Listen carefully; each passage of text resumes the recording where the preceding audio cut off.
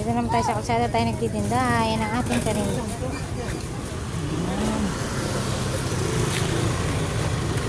Ayun nyo po, ma'am. Ito ang ating paninda. Magkano sandal, boss? 60 po, 30 kalahati.